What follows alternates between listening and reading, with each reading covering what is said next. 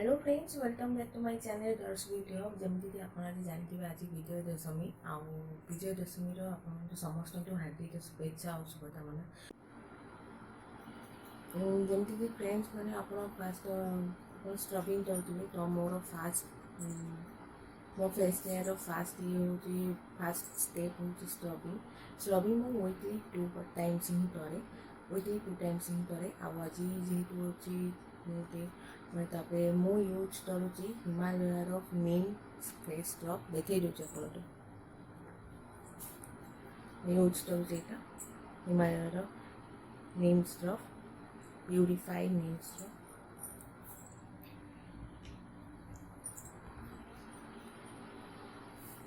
एमती ही आसी थाए भितर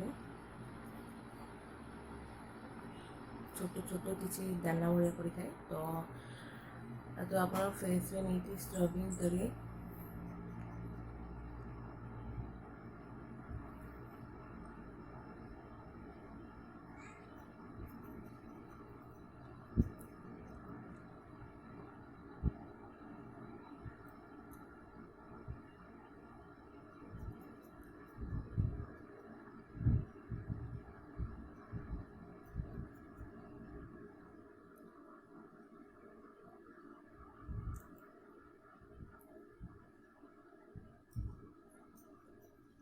स्क्रबिंग कलाबले आपने जानते आप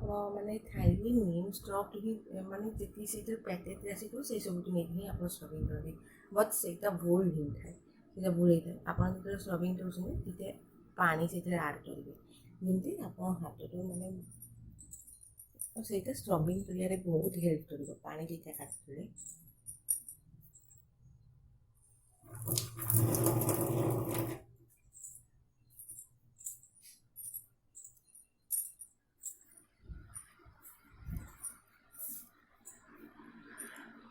पानी यार तो दिखती से मैंने स्क्रबिंग तो आम तो बहुत हेल्प कर डेड सेल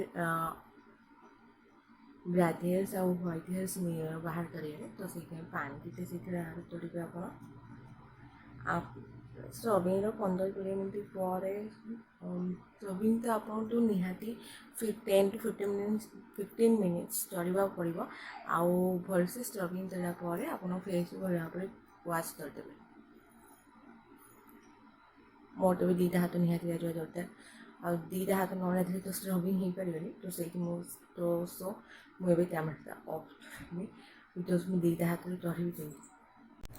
फ्रेंड्स मुझे आपको सतरे कही मत माने प्रपोजल मत देखा आसुँच तो मुझे रेडी बेस मेकअप ना पूरा लाइट मेकअप नहीं लिपस्टिक भी बहुत लाइट बस ये न्यू अच्छी इयरिंग आउ यहाँ गोल्ड आउ फ्रेंड्स आम जमी एवं आसी पहुँच जाइए एस्प्लानेड मॉल रे आमर ए दशहरा मो भाई सहित आसी मुहर थोनी ये तुमपटे आस बस जाइए आम ए पहुँच जाइए सेकेंड फ्लोर ही आम बैठू पचर आम कामा आयुर्वेदिक अच्छी कामा आयुर्वेदिक आउपटे बहुत सारा अच्छे एपटे अपोलो शोरूम अच्छी एमती आम पहुँच जाइए आसिक आमर दशहरा बढ़िया चलती आम थर्ड फ्लोर सेकेंड फ्लोर आगे बुलू। आफ्टर स्क्रबिंग मो फेस मास्क यूज करे तो मुझे फेस मास्क यूज करी माने दही बेसन आउ कंचा क्षीर आउ ता सहित लहुणी जोटा कि आम दही घी जो बाहर करूँ से सब मिसेक मुझे फेस पैकटा बनई तो मुझे फेस यूज करी तो अरे तू तो जाऊ देखुन खाली से थर हो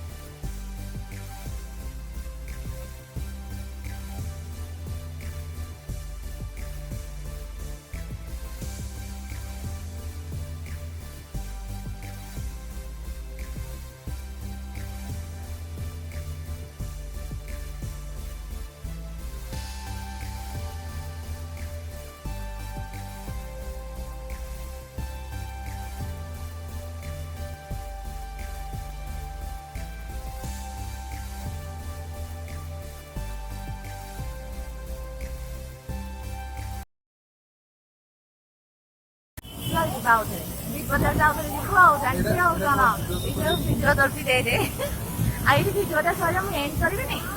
ଫ୍ରେଣ୍ଡସ୍ ଆମର ଆଜି ଭିଡ଼ିଓ ମାନେ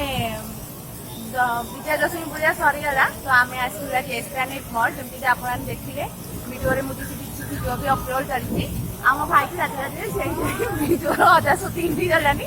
ସେ କ'ଣ ସେଇଠି ସୁଟିଂ କଲେ ଆଉ କିଛି ନାହିଁ ଫଟୋ ବି ଭଲରେ ଉଠେଇନି ଆଇ ହୋପ୍ ଆପଣଙ୍କ ଭିଡ଼ିଓଟା ଭଲ ଲାଗିବ ଯଦି ଆପଣଙ୍କ ଭିଡ଼ିଓଟା କେମିତି ଲାଗିଲା ସେଇ ହିସାବରେ କମେଣ୍ଟ କରିକି ମୋତେ କମେଣ୍ଟ ସେକ୍ସନରେ ନିହାତି ଜଣାଇବେ ତ ଥ୍ୟାଙ୍କ ୟୁ ଆପଣଙ୍କୁ ବହୁତ ବହୁତ ଧନ୍ୟବାଦ ମୋ ଭିଡ଼ିଓକୁ ଦେଖିଥିବାରୁ